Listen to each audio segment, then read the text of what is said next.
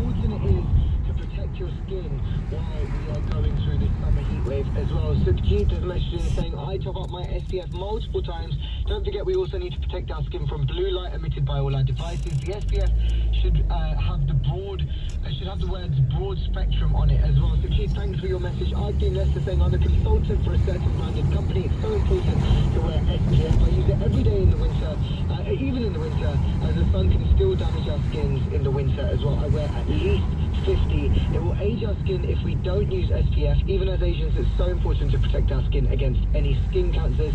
You can get them in lotions, sprays, lip balms. Oh, lip balms. I didn't know you get lip balms as SPF. RT, thanks. You teach me something new. I will make sure that my future lip balm has SPF in it as well.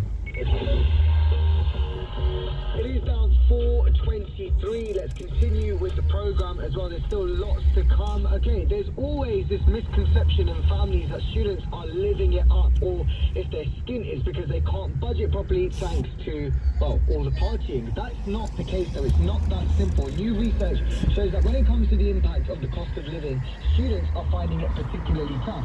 According to the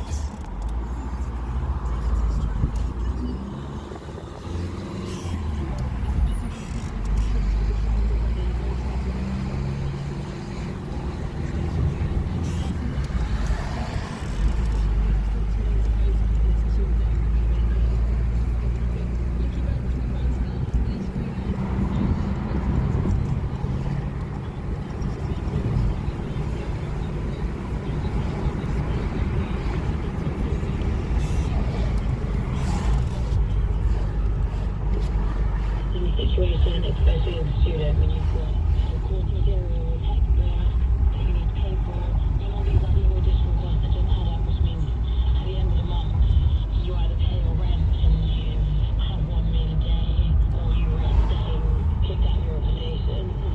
People who become late, actually spread and don't help the kids and children. A recent survey by the National Union of Students of over 3,500 students shows 1 in 10 were using food banks to get food, and a third of them were living on less than £50 a month after paying rent and bills.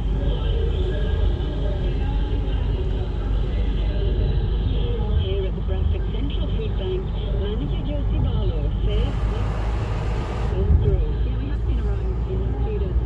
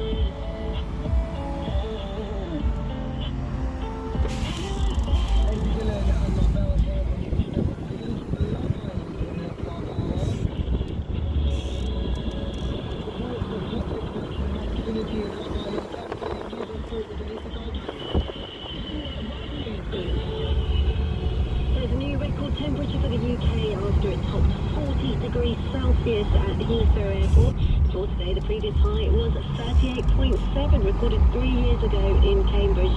People are being advised to stay hydrated. Here's GP Dr. Mohit Mandrata. So deep exhaustion occurs when your body temperature starts to rise. You can start feeling confused, dizzy, very sweaty, short of breath. You can feel sick and lose your appetite, and that's a precursor for a heat stroke. Meanwhile, the fire brigade in London says it's dealing with a huge increase in fires today. The hot weather is also causing problems to the rail network. Trains have been stopped at Birmingham New Street station because of a power line fault. A line-side fire led to services being suspended from London Euston. On to the news now. More than 1 million NHS staff, including nurses, paramedics and midwives, will get a pay rise of at least £1,400. The government said lowest earners are to receive up to 9.3%. Eligible dentists and doctors will receive 4.5% and police officers 5%. Research suggests more students are using food banks. University chaplain from Manchester, Mohammed Ullah, says he's setting one up. He says many Muslims are reluctant to come forward for help. A lot of it is, in the community though, is the shame aspect about people not wanting to kind of get help because they don't feel that they need charity. And that is difficult as well for people to get over that barrier, the stigma. After being in a coma for 86 days, the Bhangra artist Balwinder Safri from the band Safri Boys has now made a recovery. His family were told to prepare for the worst after he suffered brain damage after having heart surgery. Horrific story out of India now. A 4-month-old baby was allegedly snatched and flung from a 3-story building by monkeys. It's reported to have happened in a village in Uttar Pradesh. Let's stay in South Asia for a moment.